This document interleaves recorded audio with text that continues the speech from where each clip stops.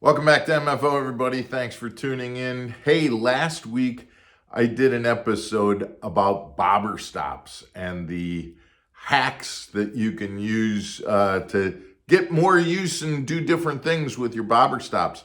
Got a lot of good feedback from that from you guys, but I also wanted to do a little episode about reusing your bobber stops because that, quite honestly, there's almost a part of me, I don't know, maybe it's because I grew up in the Midwest, but I'm kind of cheap and it's like, wow, I got to just throw these away. They're not very expensive, but there is a way to reuse your bobber stops. So I'm going to tell you about that when we come back.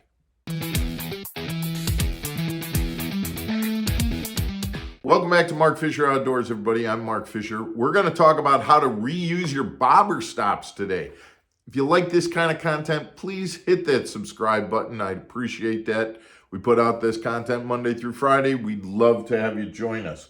So 2 ways that I know of to reuse your bobber stop. If you remember last week, I had a bobber stop on some high-vis Power Pro that I was showing you. So now what I'm going to do is show you how to reuse that. So I'm done with that. I don't want to throw that bobber stop away. I'm going to take one of my bobber stop holders. I'm going to just tie a knot.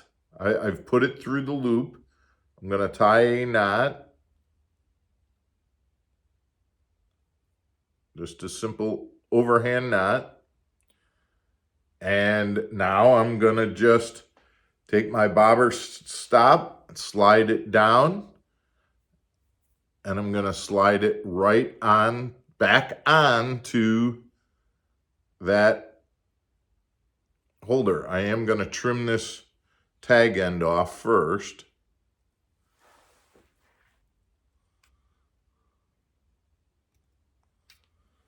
And then I'm going to just slide it back onto the holder.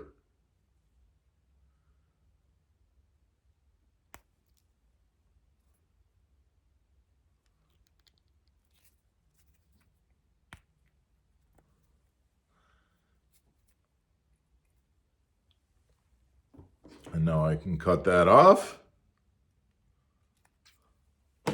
And as you can see, that particular branch has 2 bobber stops on that branch. So now I can just open up that wire and I'll be able to use that bobber stop over again.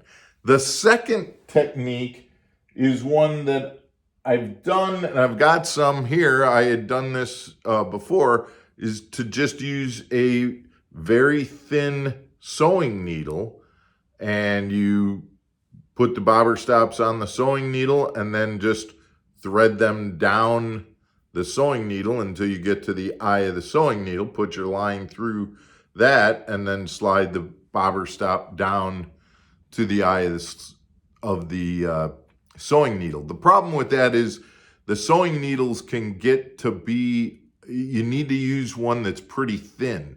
And when you use a sewing needle that's pretty thin, when you're sliding those bobber stops on, sometimes you can actually break the sewing needle, which then renders it unusable if you break the side that has the eye on it. So I like to use that first method. And you know, sometimes if I'm re-rigging or and I've got bobber stops on the line, I'll go ahead and do that to slide that down. Just another little kind of tip in terms of how to reuse those bobber stops. They are reusable. There is a way to do it, and I thought that might be something that you'd be interested in. Guys, if you haven't seen the episode that I did last week on bobber stops, I'll put a link here on the bottom of the screen. In fact, it'll be right there, I believe, and you can go and check out the 5 bobber stop hacks that I told you about last week. Thanks for tuning in, guys. We appreciate it, and we will see you again here tomorrow on Mark Fisher Outdoors. Take care, everybody.